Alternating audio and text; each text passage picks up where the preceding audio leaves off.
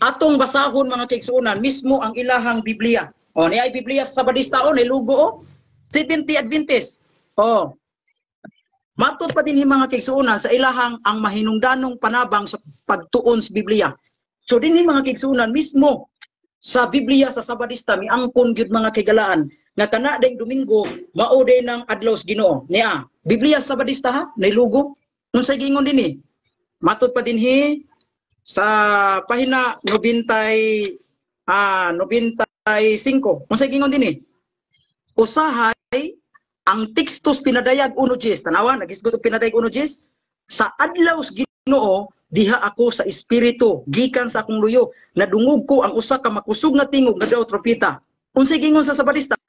Matud pa sa ilang Biblia, gigamit nga adunay paghisgot sa Domingo. So klaro kay mga kigalaan, Biblia sa Sabadista na ay lugo mga kigalaan.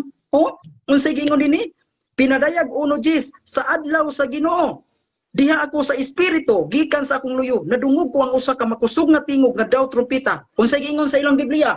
Gigamit nga adunay paghisgot sa Domingo. Sa ato pa kana ding adlaw sa Ginoo pinadayag 1:10 sumala sa Biblia sa mga Sabadista gigamit nga adunay paghisgot sa Domingo.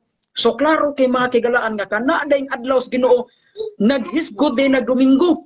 Imong giputol pagbasa gato kang wala nasakti. Niya giyon sa pagsula pagsulti atong basahon. Sinulat na wagon niya gihatag kinsa kasulat. Ang kasulat si Harold F. Metcalf. Mga katabang sa pagtuon sa Biblia. O sa gingon, usahay ang teksto sa pinadayag 1:10 nga nagingon.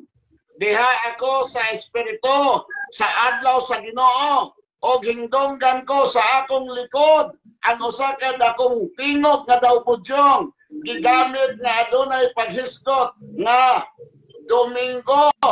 Okay. Apan ano suotar? Apan dili makaptagan sa Biblia ang paghisgot na ang nahaunang adlaw sa simana mao ang adlaw sa Ginoo. Hinunoa ang adlaw sa Ginoo mao ang ikapito ka adlaw. Basaha ang Marcos 2:28. Pakpak. Pakpak. Pakpak o kusog kay nasakpan nga ang imong pagpasumangin nga kami ako giputol ang akong libro ikaw mo giputol gato ka nga wala ko ani.